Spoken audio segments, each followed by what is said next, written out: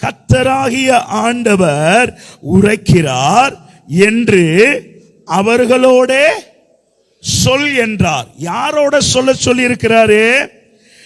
என்னுடைய வாக்குத்தத்தங்கள் தாமதமாகிக் கொண்டிருக்கிறது, என்னுடைய தரிசனங்கள் தாமதமாகிக் கொண்டிருக்கிறது, ஏன் இன்னும் என்னுடைய வாழ்விலே நடக்கப்படவில்லை, ஏன் என்னுடைய வாழ்க்கை இவ்விதமாகவே இருக்கிறது என்று சொல்லி கேள்வி மேல கேள்வி கொட்டிக் கொண்டிருக்கிற உங்களோடு தேவ ஆவியானவர் இந்த கால நேரத்தில் பேசுகிறார். இனி எதுவும் உனக்கு தாமதிப்பது இல்லை. ஹல்லேலூயா, ஹல்லேலூயா, ஹல்லேலூயா. தேவ சமூகத்திலே காத்திருந்து ஜெபித்துக் கொண்டிருக்கிற என் தேவ ஜனமே, கர்த்தர் இந்த கால நேரத்திலே ஆவியானவர் திட்டமும் தீர்க்கமுமாய் இங்க வந்திருக்கிற ஒரு சிலரோடு பேசுகிறார். ஹல்லேலூயா. ஓ, இதுவரைக்குமாய் நீ தாமதித்துக் கொண்டிருக்கிறது என்று சொல்லி நீ கலங்கி கொண்டிருந்தாயே, ஓ வேதனையோடு இருந்தாயே, ஏன் ஏன் என்கிற கேள்வியோடு நீ அலைந்து கொண்டிருந்தாயே, பரிசுத்த ஆவியானவர் இந்த கால நேரத்திலே பேசுகிறார். இனி எதுவும் உன்னுடைய வாழ்விலே தாமதிப்பது இல்லை. ஹல்லேலூயா, ஹல்லேலூயா.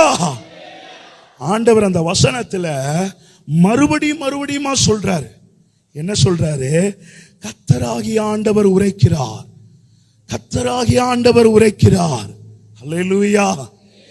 ஒரு காரியத்தை ஆண்டவர் சீக்கிரமா நம்முடைய வாழ்விலே, நம்முடைய ஹல்லேலூயா குடும்பத்திலே தேவன் செய்ய போகிறார் என்றால் அவர் மறுபடியும் பேசுவார். ஹல்லேலூயா, ஹல்லேலூயா. ஏற்கனவே கேட்ட வசனம் தானே, ஏற்கனவே கேட்ட வார்த்தை தானே அப்படின்னு சொல்லி நம்ம நினைப்போம். ஆனா அதனுடைய காலங்கள் நெருங்கினபடினாலே, அதனுடைய காலங்கள் துரிதப்படுத்தினபடினாலே சேனைகளின் கர்த்தர் நம்மோடு கூட மறுபடியும் பேசுகிறார். இனி உனக்கு எதுவும் தாமதிப்பது இல்லை. ஹல்லேலூயா, ஹல்லேலூயா, ஹல்லேலூயா. அவர் வார்த்தையை மீண்டுமாய் உறுதிப்படுத்துகிறார். ஹல்லேலூயா, ஹல்லேலூயா, ஹல்லேலூயா. தாமதம் என்றால் என்ன? இனியும் நடக்கலையே.